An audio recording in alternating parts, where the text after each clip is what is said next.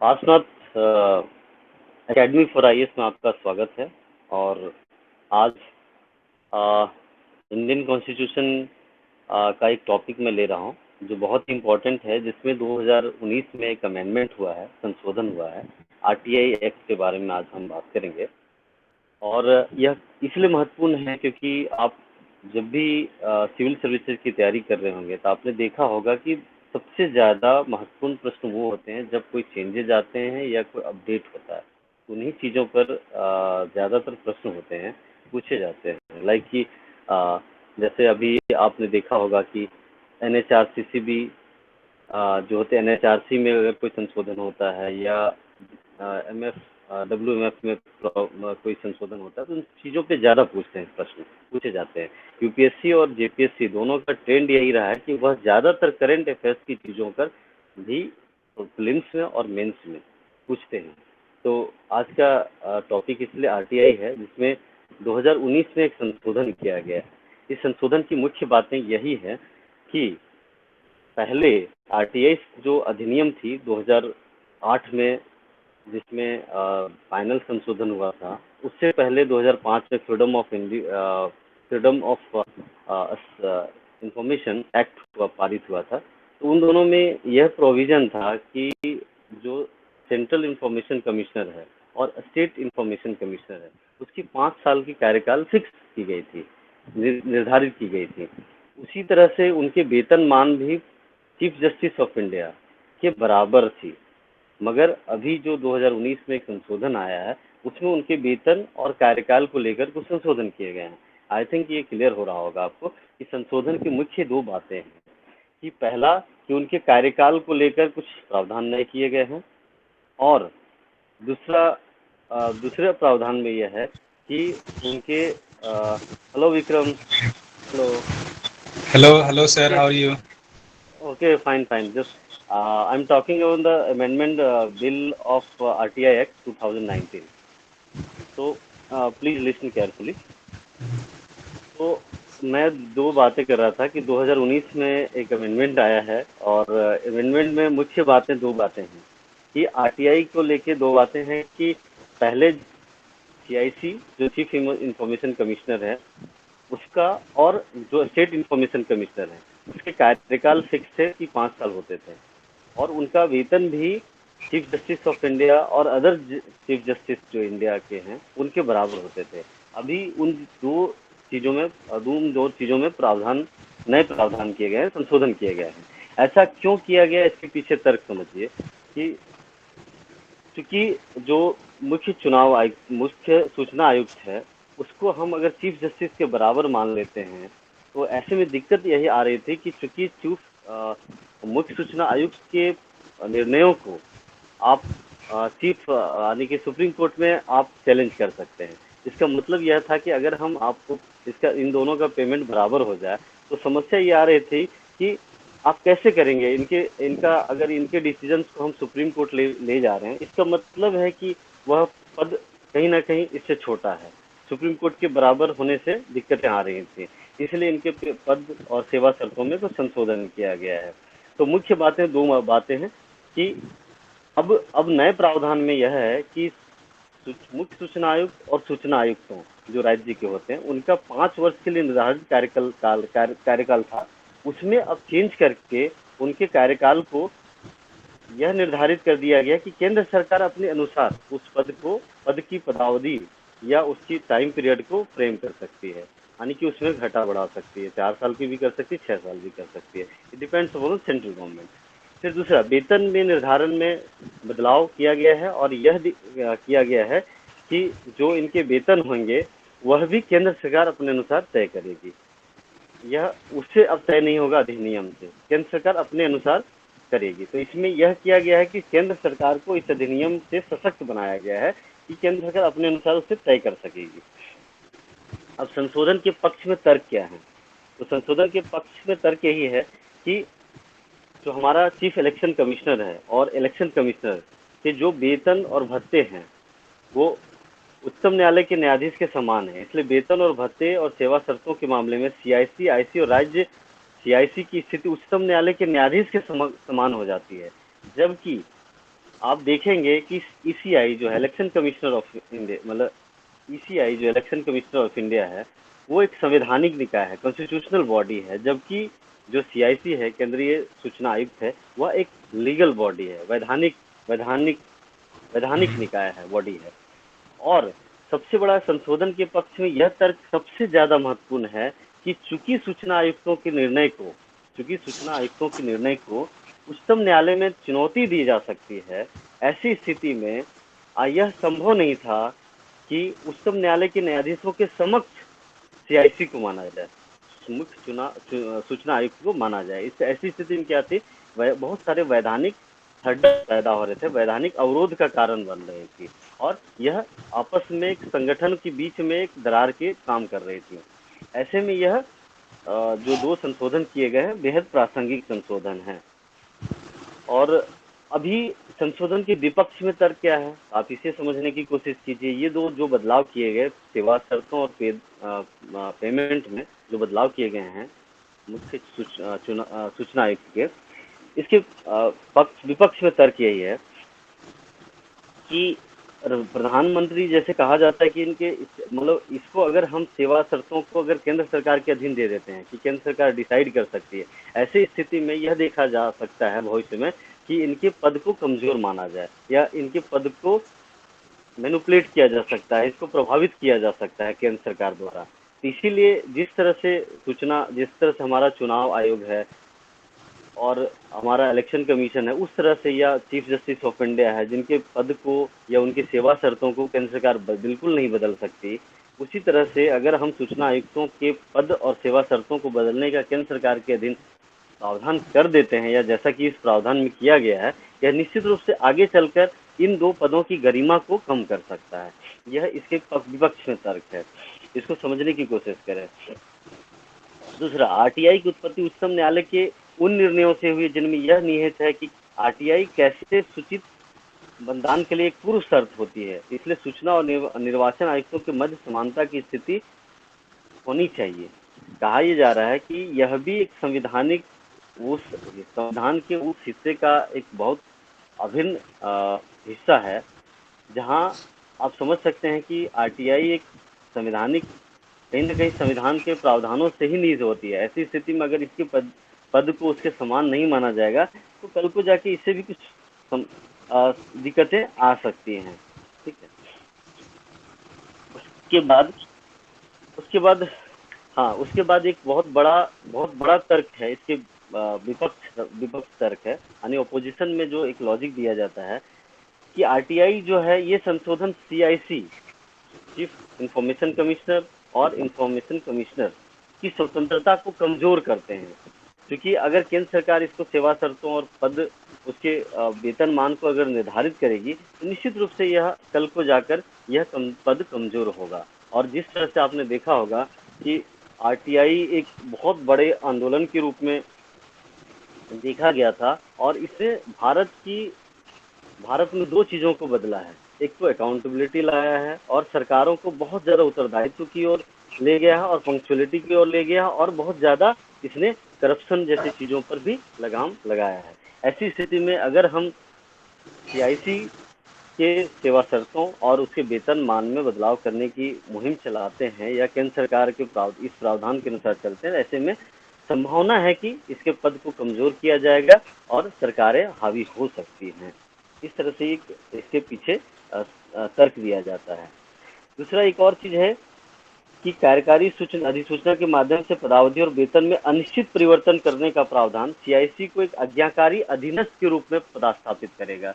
इसका मतलब है कि अगर सेवा शर्तें और उनके कार्यकाल और वेतन में अगर परिवर्तन कर सकती है केंद्र सरकार, तो यह देखा जाएगा कि कल को एक अधीनस्थ संस्था बन जाएगी, जूनियर ऑर्गेनाइजेशन, सबऑर्डिनेट ऑर्गेनाइजेशन बन जाएगी, आज्ञाकारी, केंद्र सरकार के अधीन हो जाएगी। ऐसे में यह सबसे बड़ी दिक्कत है कि यह एक स्वतंत्र इकाई के रूप में, स्वतंत्र निकाय के रूप में कार्य नहीं कर पाएगी, और जिसके कारण से जो आरटीआई के पीछे की जो भावना थी, वो भावना धीरे धीरे खत्म हो जाएगी या वह कार्य नहीं कर पाएगी।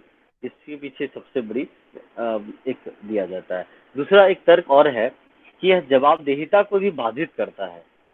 जवाबदेहिता को, अकाउंटेबिलिटी को कैसे बाधित करता है कि अगर इससे क्या होगा, सेवा शर्त से बहुत ज़्यादा कम अगर केंद्र सरकार कभी कर देती है तो प्रभावित किया जा सकेगा, उनके कार्यकाल को प्रभावित किया जा सकेगा। ऐसे में क्या संभावना उत्पन्न होती है कि सूचना के अधिकार के जो कानून है वो प्रश्नगत हो जाएंगे, क्वेश्चन में आ जाएगा, वो अच्छे से कार्य नहीं कर पाएंगे।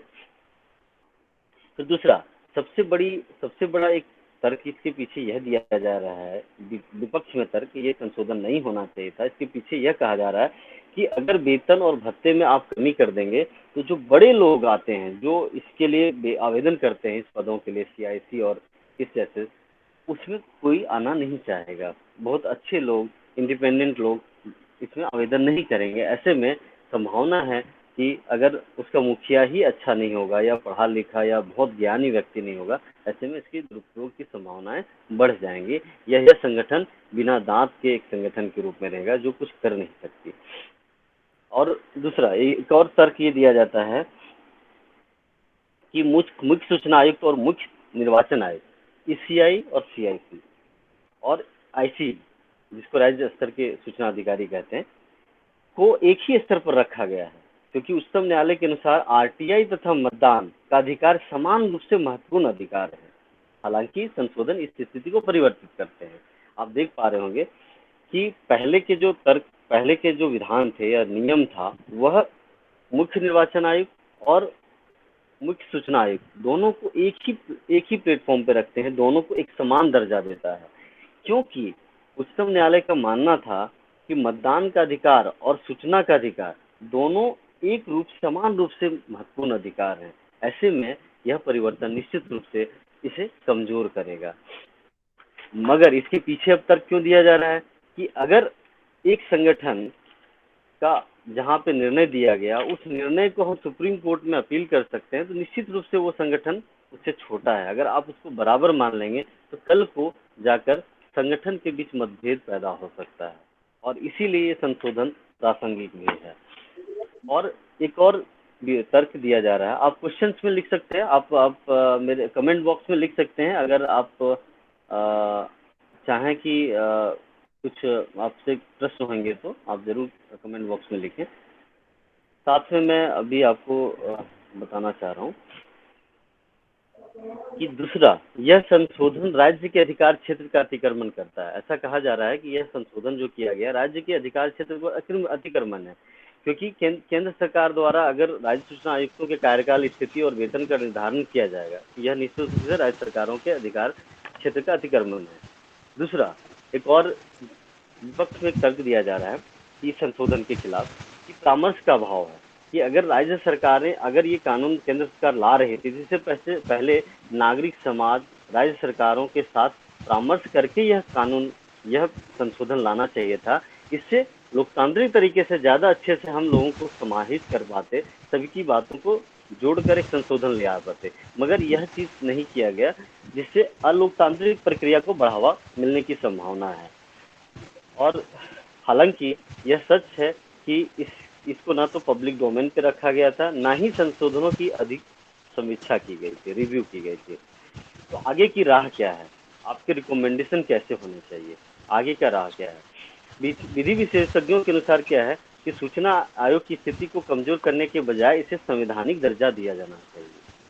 अब आगे की राह ये बताई जा रही है कि केंद्र सरकार के अधीन यह संगठन ना रहकर एक संवैधानिक दर्जा इसे दिया जाए, ताकि यह बहुत ज्यादा स्वतंत्र और निष्पक्ष तरीके से काम कर सके, क्योंकि सूचना का अधिकार एक मौलिक अधिकार है और इसके जरिए आप सरकारों को उत्तरदायित्व की ओर ले जाते हैं, और इससे करप्शन जैसे महामारी से मुक्ति मिली है भारत जैसे देश में, यहाँ पे करप्शन बहुत ज्यादा थी और जिसके कारण से हम विकास में बहुत पीछे चले गए थे। दूसरा, आज का टॉपिक है, आज का एक और टॉपिक है, जैसा कि अभी आपको मैंने बताया कि आरटीआई में 2019 में कुछ संशोधन हुए थे। वो संशोधन क्या थे, उसके पक्ष में क्या तर्क थे, उसके विपक्ष में क्या तर्क थे, अगर इसके भी, और उसके बाद मैं आपको बताना चाहता हूँ, एक टॉपिक है जी, किसी की आवाज आ रही है, आप माइक ऑन ऑफ कर लें, तो आप अपना माइक ऑफ कर लें जी। इसके बाद मैं बता रहा हूँ, आज मैं बताऊंगा दूसरा टॉपिक, भारतीय संविधान से एक दूसरा टॉपिक जो करंट टॉपिक है, उससे मैं उठा रहा हूँ, मानवाधिकार संरक्षण संशोधन अधिनियम, protection of human rights amendment act 2019। अब ये सुर्खियों में क्यों है, ये क्यों आप मतलब इस पे हम अब आज पढ़ रहे हैं? तो इसका इसका ये है कि राष्ट्रपति ने राष्ट्रीय मानवाधिकार आयोग की कार्यप्रणाली को अधिक समावेशी, इंक्लूसिव और कुशल बनाने हेतु मानवाधिकार संशोधन संरक्षण अधिनियम 2019 को मंजूरी दे दी है। किसी का माइक ऑन है, कृपया आप माइक ऑफ कर लें। हाँ, किसी का माइक चल रहा है जी, माइक ऑफ कर लें। और कोई भी अगर इश्यू है आप तो कमेंट बॉक्स में आप करें जी। ये अच्छा, किसी ने, दीपांकर जी ने लिखा है कि sir please talk about role about NGO. अच्छा ठीक है, मैं लास्ट में आपको बताऊंगा कि रोल अबाउट एनजीओ जी। अभी मैं बताता हूँ कि मानवाधिकार संरक्षण संशोधन अधिनियम 2019 ये सुर्खियों में क्या है, क्यों है? क्योंकि अभी एक राष्ट्रपति ने मंजूरी दी है संशोधन अधिनियम को, मानवाधिकार संरक्षण संशोधन अधिनियम 2019। इसकी जरूरत क्यों पड़ी, अब इसे समझिए, संशोधन की आवश्यकता क्यों पड़ी? तो वर्ष 2017 में जेनेवा में एक हुई थी, there was global alliance of national human rights institution द्वारा एनएचआरसी को अपने कर्मचारियों के मध्य लैंगिक संतुलन और बहुलता सुनिश्चित करने के लिए आयोग की विफलता और अपने सदस्यों के चयन में पारदर्शिता की कमी और बढ़ते हस्तक्षेप के कारण ए ग्रेड प्रत्यापन नहीं दिया गया था। अब इसे समझिए कि 2017 में जेनेवा में एक ग्लोबल अलायंस हुआ था जिसका नाम था global alliance of national human rights institution. उसमें एनएचआरसी जो हमारा भारत का एक मानवाधिकार संगठन है, राष्ट्रीय मानवाधिकार संरक्षण आयोग, NHRC national human rights commission, तो उसको क्या था, एक ग्रेडिंग जो पहले मिला था उसको ग्रेडिंग को डाउन कर दिया गया। ऐसा क्यों किया गया, आप इसको समझने की कोशिश कीजिए। यह उसमें कहा गया कि यह एनएचआरसी में लैंगिक संतुलन नहीं है, जेंडर को लेके अच्छा एक बैलेंस नहीं है।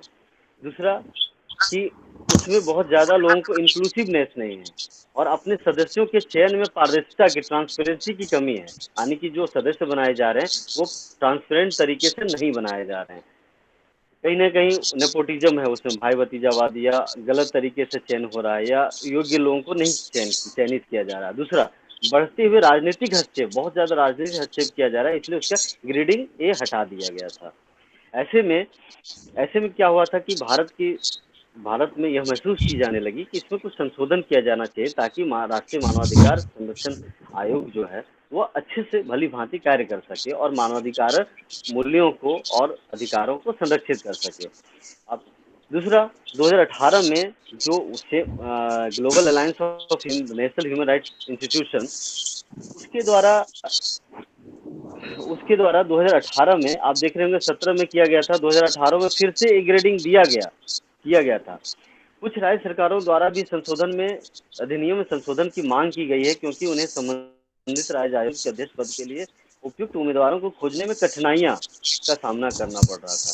यानी कि कुछ नियम में परिवर्तन इसलिए आवश्यक था या संशोधन इसलिए आवश्यक था क्योंकि राज्य सरकारें भी मांग कर रही थी कि कुछ बदलाव किए जाने चाहिए, क्योंकि जो मौजूदा सेवा शर्त है उसके अनुसार सदस्यों को या अध्यक्षों को नियुक्त करना या उसकी तलाश करना, उसके चयनित करना बहुत कठिन हो रहा था। तो हालिया संशोधन का महत्व इसे समझें कि जो प्रस्तावित संशोधन है, राष्ट्रीय आयोग के साथ साथ राज्य आयोगों यानी कि नेशनल ह्यूमन राइट्स कमीशन और state human rights commission NHRC और एचएसआरसी दोनों के मानवाधिकारों के प्रभावी संरक्षण और उन्हें प्रोत्साहित करने के लिए स्वायत्तता, स्वतंत्रता, बहुलता और व्यापक कार्यप्रणाली के संबंध में पेरिस सिद्धांतों, उसमें एक पेरिस सिद्धांत है जिसको आप यूट्यूब पे सर्च कर सकते हैं या गूगल पे सर्च कर सकते हैं कि उसके अनुरूप इसको ज़्यादा बनाया गया है। पेरिस ट्रीटीज के अनुसार इसको बहुत ज़्यादा बनाया गया ताकि यह इंडिपेंडेंट हो सके, इसमें ज़्यादा ट्रांसपेरेंसी हो सके, ज़्यादा इसमें जेंडर को लेकर मतलब संतुलन हो सके, लैंगिक संतुलन हो सके और बहुलवाद हो सके, यानी ज़्यादा से ज़्यादा लोगों को रिप्रेजेंटेशन हो सके। फिर इसके बाद क्या है, इसके बाद रिक्तियों को भरना, यानी कि अगर पद बहुत खाली हैं, आपने देखा होगा सुना होगा। तो रिक्त पदों को भरने के लिए पैनल में नियुक्ति हेतु आयु सीमा को कम कर दी गई है। पहले आयु सीमा ज्यादा थी, अब उसकी सीमा कम कर दी गई है। और दूसरा, संशोधन द्वारा आयोग के अध्यक्ष और सदस्यों की नियुक्ति प्रक्रिया में पारदर्शिता सुनिश्चित की गई है। ट्रांसपेरेंसी लाई गई है अध्यक्ष और सदस्यों की नियुक्ति में इस संशोधन के द्वारा। और सिविल सोसाइटी के सदस्यों को के शामिल करने संबंधी शर्तों को अनुकूल बनाया गया है। अब इस संशोधन के जरिए आसान किया गया है कि सिविल सोसाइटी या एनजीओज उसकी उपस्थिति को ज्यादा से ज्यादा बढ़ाया गया है। इसमें ज्यादा से ज्यादा बढ़ाने के प्रयास किए गए हैं। दूसरा, मानवाधिकार में पहले बहुत ज्यादा, क्योंकि एक केंद्र शासित प्रदेशों के आवेदक अब दिल्ली में अपील करने के बजाय आसपास के राज्य मानवाधिकार आयोग में अपील कर सकते हैं। इसे आसान बनाया गया है कि अपीलिंग जो था पहले बहुत कठिन था या बहुत दूर होती थी, अब आसान बनाया गया कि आप अपील कर सकते हैं। पहुंच को आसान बना दिया गया है कि आप अगर राष्ट्रीय मानवाधिकार आयोग में आप कुछ पत्र देना चाहते हैं, शिकायत करना चाहते हैं पुलिस के या मानवाधिकारों उल्लंघन के खिलाफ, तो अब ये आसानी से किया जा सकेगा। तो अब देखिए, इसको मैं पूरे एक जिस्ट आपको बिटवीन द लाइन्स बताता हूँ कि एनएचआरसी की संरचना क्या थी पहले की और अब क्या बदलाव किए गए। तो आप इसको नोट भी कर सकते हैं। तो 1993 में आप जानते हैं कि एक नेशनल ह्यूमन राइट्स कमीशन का एक एक्ट बना था, उसमें परिवर्तन अभी 2019 में किया गया है। तो आप दोनों में अंतर समझिए। मूल अधिनियम के अनुसार उच्चतम न्यायालय के सेवानिवृत्त मुख्य न्यायाधीश को एनएचआरसी का अध्यक्ष नियुक्त किया जाता है, मतलब मूल अधिनियम में यह है। अब इसको समझिए, इस रूप में संशोधन क्या है। संशोधित अधिनियम के अनुसार उच्चतम न्यायालय का सेवानिवृत्त मुख्य न्यायाधीश या न्यायाधीश एनएचआरसी का अध्यक्ष होगा। इसको अब इस रूप में समझिए कि पहले सुप्रीम कोर्ट का जो चीफ जस्टिस होते थे वही एनएचआरसी के अध्यक्ष हो सकते थे, और नहीं अब क्या है, इसमें उनके जो अन्य सदस्य होते हैं वो यानी सुप्रीम कोर्ट के जो अन्य न्यायाधीश हैं वो भी अध्यक्ष हो सकते हैं। तो इसको थोड़ा व्यापक किया गया है। दूसरा, मूल अधिनियम में क्या था कि एनएचआरसी के सदस्यों के रूप में 2 वैसे व्यक्तियों को नियुक्त किया जाएगा जिन्हें मानवाधिकार का ज्ञान हो, ऐसा प्रावधान था। आप इसको समझिए।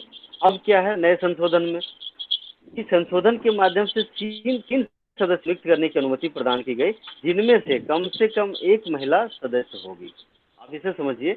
इसको मैंने अब क्या कहा था कि जेंडर संतुलन लाया गया है, लैंगिक संतुलन इसमें लाया गया है। पहले 2 सदस्य थे जिसको मानवाधिकार का ज्ञान होना चाहिए था, अभी 3 सदस्यों की नियुक्ति की जाएगी जिन्हें मानवाधिकार का ज्ञान हो, उनमें से एक महिला होनी जरूरी है। इस तरह से क्या है, इसमें लैंगिक संतुलन को लाया गया है, यानी महिला सदस्य अब अनिवार्य कर दी गई है। इसे इस रूप में समझना जरूरी होगा। अब मूल अधिनियम के अनुसार विभिन्न आयोगों जैसे राष्ट्रीय अनुसूचित जनजाति जाति आयोग के अध्यक्ष एनआरसी के पदेन सदस्य होते हैं। ठीक है, ऐसा पहले था। अब इसे समझिए। संशोधित अधिनियम के अनुसार एनएचआरसी के पदेन सदस्यों के रूप में राष्ट्रीय पिछड़ा वर्ग आयोग व राष्ट्रीय बाल अधिकार संरक्षण आयोग के अध्यक्षों और दिव्यांग व्यक्तियों के लिए मुख्य आयुक्त को भी शामिल किया गया है। आप इसे इस रूप में समझ सकते हैं कि पहले इतनी व्यापकता नहीं थी, पहले लिमिटेड था कि एसटी जो आयोग है उसके या राष्ट्रीय महिला आयोग के सदस्य इसके सदस्य हो सकते थे, एक्स ऑफिशियो मेंबर हो सकते थे, पदेन सदस्य हो सकते थे। आजकल क्या इसमें बदलाव करके क्या कर दिया गया, ओबीसी आयोग, राष्ट्रीय बाल संरक्षण आयोग अध्यक्षों के अध्यक्ष और सदस्यों और दिव्यांग व्यक्तियों के लिए मुख्य आयुक्त जो होते हैं चीफ कमिश्नर, वो भी इसमें शामिल कर दिया गया है। दूसरा, इसके बाद चौथा पॉइंट आप समझिए। चौथा जो पॉइंट है कि राज्य मानवाधिकारों के संबंध में क्या नया प्रावधान है, पहले क्या था और अभी क्या है। तो मूल अधिकार के अधिनियम के अनुसार जो 1993 का मूल अधिनियम था मानवाधिकार का, उसमें क्या था, उच्चतम न्यायालय के सेवानिवृत्त मुख्य न्यायाधीश को एचआरसी का अध्यक्ष नियुक्त किया जाता था। अब देखिए कैसे अंतर है कि इसके सदस्य यानी कि एनएचआरसी के जो सदस्य चीफ जो प्रेसिडेंट होते हैं और जो HSHRC मतलब स्टेट ह्यूमन राइट्स कमीशन, दोनों के जो सदस्य होते हैं पहले उनके मुख्य न्यायाधीश यानी सुप्रीम कोर्ट के मुख्य न्यायाधीश को ही बनाया जा सकता था, जबकि अब ये संशोधन में क्या बदलाव किया गया है कि HSRC यानी कि स्टेट ह्यूमन राइट्स कमीशन के अध्यक्ष के रूप में उच्च न्यायालय के यानी हाईकोर्ट के सेवानिवृत्त मुख्य न्यायाधीश या न्यायाधीश को नियुक्त किया जा सकेगा। आप दोनों में अंतर ये समझिए कि पहले फिक्स था कि NHRC वो नेशनल लेवल का या स्टेट लेवल दोनों के जो अध्यक्ष होते थे वो सुप्रीम कोर्ट के मुख्य न्यायाधीश हो सकते थे, सिर्फ सेवानिवृत्त। अभी क्या है बदलाव करके ये कह दिया गया कि उच्च न्यायालयों के जो मुख्य न्यायाधीश हैं और जो न्यायाधीश हैं वो सभी नियुक्त किए जा सकेंगे। इसके दूसरा पदावधि क्या था, मूल अधिनियम में पदावधि जो था, जो टर्म ऑफ ऑफिस था वो 5 वर्ष का था और यह अधिकतम 70 वर्ष तक वो रह सकते थे मुख्य सूचना है ना ये तो NHRC और SHRC के सदस्य 5 साल या 70 साल, 5 वर्ष अधिकतम या 70 साल की आयु तक, इसे समझिए। अभी क्या कर दिया गया है कि संशोधित अधिनियम के अनुसार कार्यकाल की अवधि को कम करके 3 वर्ष या 70 वर्ष की आयु जो भी पहले हो कर दी गई है। पहले 5 साल था और 70 वर्ष, अभी क्या कर दिया गया 3 वर्ष कम से कम करके 3 वर्ष या 70 वर्ष की आयु, इसमें जो भी पहले हो उसके अनुसार उसका पद है। इसके अतिरिक्त मूल अधिनियम में यह भी प्रावधान है कि NHRC और HSRC के सदस्यों को 5 वर्ष की अवधि के लिए पुनः नियुक्त किया जा सकता है। इसका मतलब यह है कि NHRC और SRC दोनों में उनके जो अध्यक्ष हैं या सदस्य हैं उनको पुनः नियुक्ति 5 साल के लिए दी जा सकती है। अब संशोधित अधिनियम में क्या है आप इसे समझिए कि संशोधित अधिनियम के द्वारा 5 वर्ष की अवधि हेतु पूर्ण नियुक्ति यानी पुनः नियुक्ति के प्रावधान को समाप्त कर दिया गया। अब फिर से नियुक्ति नहीं ले सकते, एक बार आपने अपना टर्म ऑफ ऑफिस कंप्लीट कर लिया है तो पुनः आपको नियुक्ति नहीं दी जा सकती है। अब केंद्र सरकारी शासित प्रदेश, अब जैसे दिल्ली है, पौंडीचेरी है, लद्दाख है, जम्मू है, ये रीजन केंद्र शासित प्रदेश है। इसके संबंध में क्या प्रावधान किए गए इसे समझने की कोशिश करें। नए संशोधन में जो 2019 में हुआ है, इस अधिनियम के तहत केंद्र सरकार यह प्रावधान कर सकती है कि केंद्र शासित प्रदेशों द्वारा एक HSRC के मानवाधिकार संबंधी कार्यों का निर्वहन किया जा सकता है। जैसे दिल्ली के मामले में मानव अधिकारों के संबंधित कार्यों का निपटारा NHRC द्वारा किया जाएगा। इसको इस रूप में समझिए कि केंद्र सरकार को यह अधिकार है कि वह निर्णय करे कि लद्दाख और जम्मू, मान लीजिए लद्दाख और जम्मू है रीजन, तो वह पंजाब में जो पंजाब की स्टेट या हरियाणा की जो स्टेट ह्यूमन राइट्स कमीशन है उसको प्रभार दे सकता है कि जम्मू और कश्मीर के राज्यों के मानवाधिकार मुद्दे वहां लाए जा सकते हैं। जैसे दिल्ली का जो मानवाधिकार वाला है वहां पे एक अलग से संगठन नहीं होगा, वहां क्या होगा राष्ट्रीय मानवाधिकार आयोग में ही दिल्ली के सदस्य जा सकेंगे, केंद्रीय शासित प्रदेश दिल्ली के लोग। इसी तरह से आपने देखा होगा जैसे पौंडीचेरी लक्षद्वीप के लिए उच्चतम अलग से हाई कोर्ट नहीं है, वो कोलकाता से या मुंबई हाईकोर्ट से संचालित होते हैं, उसी तरह यह भी संचालित होगा। तो आप क्या क्लियर है, किसी को कोई डाउट है? नए संशोधन में किसी को कोई डाउट है?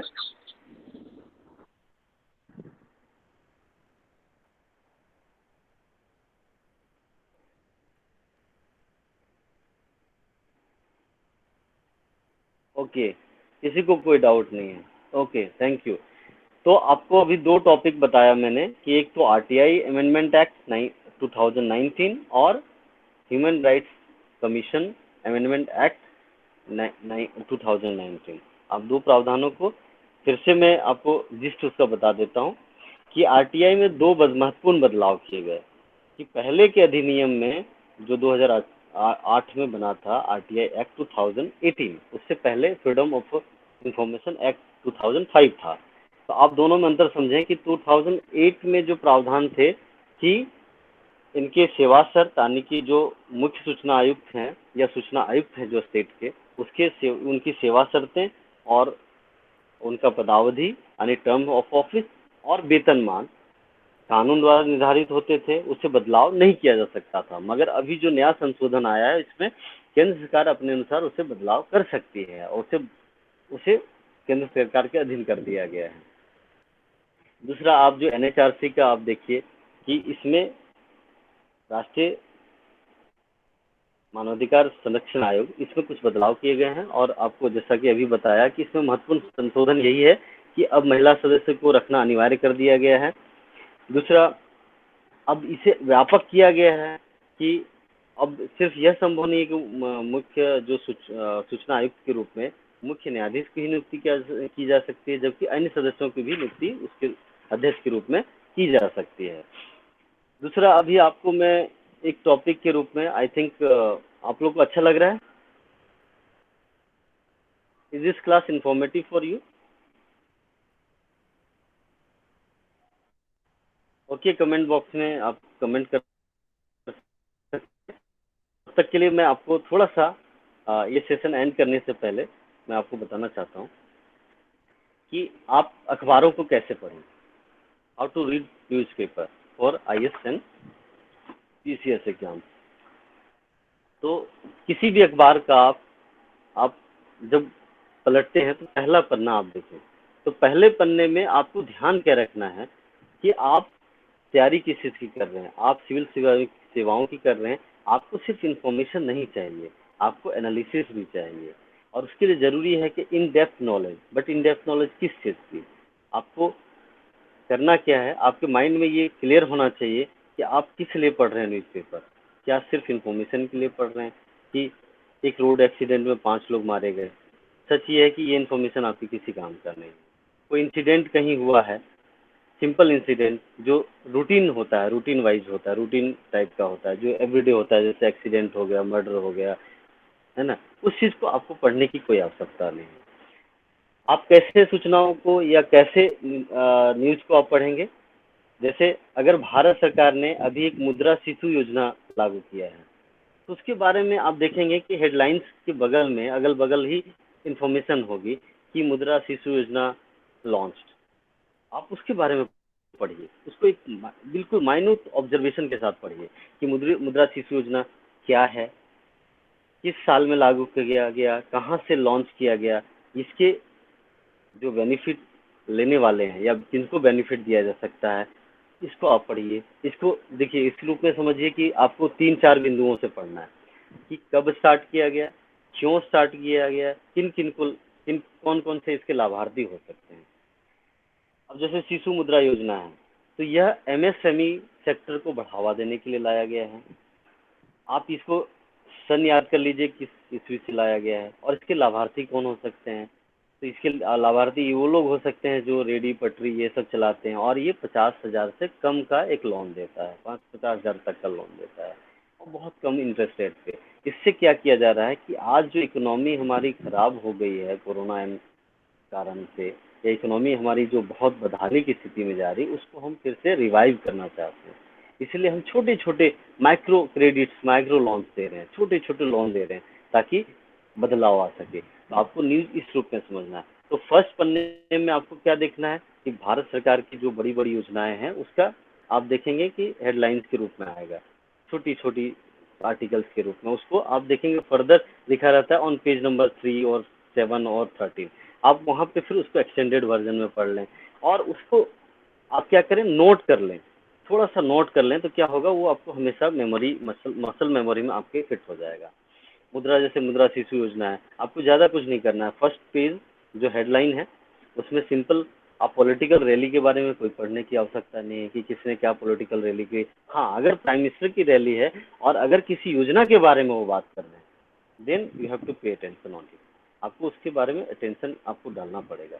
जैसे अगर वो बात कर रहे हैं कि किसी खास बांध का उद्घाटन कर रहे हैं या कहीं जाकर तिरुचिरापल्ली में कोई नया, को उस पर ध्यान देना पड़ेगा। मगर पॉलिटिकल रैली की कौन कहाँ रैली करने वाले हैं या उनके संगठन से संबंधित कांग्रेस या बीजेपी, इससे आपको कोई लेना देना नहीं।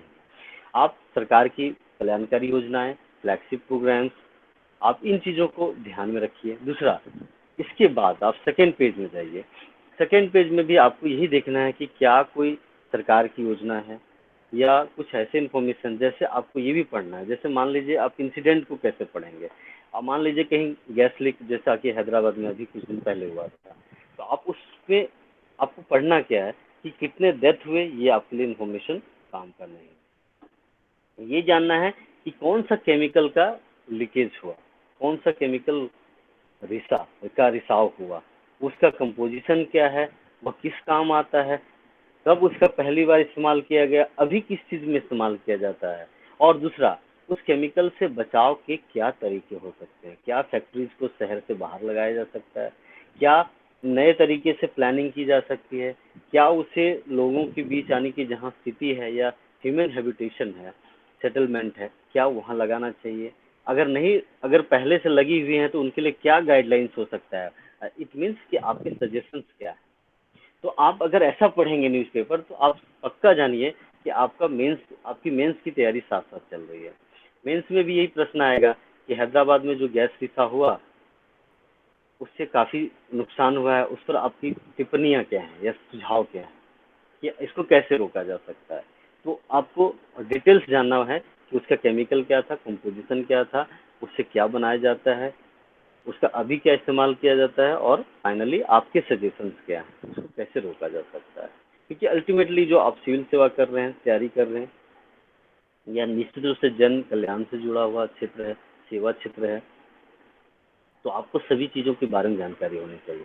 जैसा कि कहा जाता है master of none, jack of all, master of none. तो आप सब चीज़ जानकारी रखनी है, बट आपको बहुत ज़्यादा डेप्थ में नहीं होनी चाहिए। आप सब चीज़ को समझें। एक सामान्य जो एक जर्नलिस्ट इंफॉर्मेशन है, एक जनरल इंफॉर्मेशन, वो सारी जानकारी होनी चाहिए। फिर आप चलिए थर्ड पेज में जो स्टेट्स वाले होते हैं उसकी जरूरत नहीं है आपको, इंसिडेंट को आप पढ़ने की आवश्यकता नहीं है, रैली, मर्डर, रेप, इस दैट इज नॉट इम्पोर्टेंट। अगर कोई कानून लाया गया है या संशोधन की बात है, अमेंडमेंट की बात है, या आप देखेंगे इकोलॉजी से कुछ संबंधित है, आप इसको पढ़ सकते हैं। जैसे कहीं आपको दिखाया जा रहा है कि देर आर टाइगर्स की संख्या कम हो रही है, तो आप उसको देखिए, सोचिए कि ये टाइगर्स कम क्यों हो रहे हैं। आप गूगल में जाइए फिर से कि व्हाट आर रीजन कि डिक्लाइन हो रहा है उसकी संख्या, उसको आप फिर से गूगल से उसको सपोर्ट लीजिए कि क्यों कम हो रहा है। फिर अब ये डाटा काम आएगा आपके उसमें उसमें लास्ट में थोड़ा सा समराइज फॉर्म में दिया रहता है कि भारत में इतने टाइगर बचे हैं, इससे पहले इसमें इतना था, अब क्या है वो इम्पोर्टेंट आपके लिए है। टाइगर का मरना इम्पोर्टेंट नहीं है, टाइगर से रिलेटेड जो एक्ट है वो इम्पोर्टेंट है। जब आप टाइगर का डेथ के बारे में पढ़ रहे हैं तो आपको हमेशा ध्यान रखना है कि कौन सा इसके संबंध में कानून आया था। टाइगर प्रोटेक्शन एक्ट कब आया था, 1973 में आई थी, वो क्या था, कहाँ लागू होता है, उस पर अभी तक क्या किया गया है, भारत में कितने टाइगर हैं और उसकी कंजर्वेशन के लिए क्या पॉलिसीज हैं, या न्यू गवर्नमेंट क्या कर रही है, ये इम्पोर्टेंट आपके लिए। क्योंकि यह इम्पोर्टेंट नहीं है, आपके लिए सूचना इम्पोर्टेंट है, मगर सूचना के साथ एनालिसिस आप जब कर देंगे तो आपकी पूरी तैयारी पक्की हो जाती है। इसी तरह से आप जाइए कि आप देखेंगे कि दो देशों के बीच बहुत सारे संधियां, ट्रीटीज होती हैं, लाइक कि भारत ने तुर्की के साथ कोई समझौता किया है। तो आपके लिए समझौता का सिर्फ एक महत्वपूर्ण नहीं है, समझौता के पीछे आप जाइए कि हिस्टोरिकली हम लोग किससे जुड़े हुए थे, उनसे ट्रेड एंड कॉमर्स से। दूसरा, तुर्की का इंडिया के लिए या रसिया का इंडिया के लिए क्या इम्पोर्टेंस है, फ्यूचर में क्या इम्पोर्टेंस हो सकता है। जैसे इसको समझ सकते हैं कि आज आज के दौर में रूस रूस में सबसे ज़्यादा प्रोडक्ट्स, पेट्रोलियम वगैरह उत्पादन हो रहा है। उसने साइबेरिया में बहुत ज़्यादा पेट्रोलियम, सेल गैस वगैरह का उत्पादन स्टार्ट किया है, और आज वह इस कैपेसिटी में है। इवन चाइना को प्रोवाइड करा रहा है, पूरा यूरोप को प्रोवाइड करा सकता है, इतनी ज़्यादा उसके पास ये कैपेसिटी उसने मतलब प्रोड्यूस करने की कैपेसिटी ले आई है अपने अंदर। तो क्या है आज के दौर में आप इसको इस रूप में कनेक्ट कीजिए कि भारत को सबसे अभी क्या जरूरत है, एनर्जी की जरूरत है। एनर्जी का आप फॉर्म समझते हैं, इलेक्ट्रिसिटी एनर्जी, आप सारी एनर्जीज को देखिए। सोलर एनर्जी, क्योंकि सोलर एनर्जी बहुत महंगा है और अभी भी उतना उस रूप में नहीं आ पाया है कि बहुत ज़्यादा प्रोडक्शन कर सके। ऐसे सिचुएशन में क्या है कि हमें रसिया बहुत सपोर्ट कर सकता है, बट आप इस रूप में थोड़ा सा सोचने की कोशिश कीजिए कि उसका डायरेक्ट कनेक्टिविटी नहीं है। तो ऐसे में क्या है, कजाकिस्तान और जो पीओके है, पाकिस्तान ऑक्युपाइड कश्मीर, जो हमारा ही क्षेत्र है, हमारा अभिन्न हिस्सा है, उसके जरिए अगर एक पाइपलाइन लाया जाए, उससे कितना आसानी से हम यहाँ पे एनर्जी को ला सकते हैं, और इससे क्या होगा, फिर प्रोडक्शंस को हम बढ़ा सकते हैं, भारत में बहुत तेजी से बढ़ा सकते हैं। क्योंकि आज भारत में सबसे ज़्यादा ज़रूरत है कि एक प्रोडक्शन मैन्युफैक्चरिंग सेक्टर को सबसे ज़्यादा बढ़ावा दिया जा सके। क्योंकि यह सबसे ज़्यादा रोजगार भी देता है और रोजगार ज़रूरत है, जो रोजगार की ज़रूरत बहुत ज़्यादा है। सेवा क्षेत्र आपने पढ़ा होगा, सर्विस सेक्टर के बाद सबसे ज़्यादा मैन्युफैक्चरिंग सेक्टर वगैरह में रोजगार मिलता है। तो आप मतलब आपका कहने का यही मतलब है हमारा कि आप अखबार नहीं पढ़ें, अखबार में निहित सूचना के ज़रिए उसके एनालिसिस को पढ़ें। आप डेप्थ में जाएँ, इसका प्रो एंड कॉन्स पे जाएँ, और जब प्रो एंड कॉन्स आप पढ़ लेंगे, तो आप देखेंगे कि पूरी तैयारी आपकी हो जाएगी। अभी जैसे न्यूज़ में आपको मैं बताता हूँ, न्यूज़ में बहुत सारे चीज़ें आती हैं, जैसे एडिटोरियल पढ़िए। एडिटोरियल में क्या है कि अगर भारत पाक संबंधों पे लिखा हुआ है, भारत चीन संबंधों पे लिखा हुआ है, या इंडिया 2.0, आप सोचेंगे इंडिया 2.0 क्या है, व्हाट इज दिस। अभी एक नई चीज टर्म आ रही है, आउटसोर्स की जगह रियर सोर्स की इंफॉर्मेशन आ रही है, जैसा कि आपको आप सबको जानकारी होगी, आई थिंक। तो अच्छा, दीपांकर जी पूछ रहे हैं कौन सा न्यूज़पेपर अच्छा रहेगा। तो इसके लिए मैं कहूँगा कि द हिंदू न्यूज़पेपर आप पढ़ सकते हैं और इंडियन एक्सप्रेस पढ़ सकते हैं। इंडियन एक्सप्रेस और अच्छा है, आप इसको सब्सक्राइब कर लें या इलेक्ट्रॉनिक मोड में ले आएँ, और आप उस उन्हीं चीज़ों को पढ़ें जो इन्फॉर्मेशन आपके परीक्षा के काम की है। आप सिंपल इंसिडेंट को कि रोड में इतने लोग मर गए, ये हो गया, उसको आपको पढ़ने की आवश्यकता बिल्कुल नहीं है।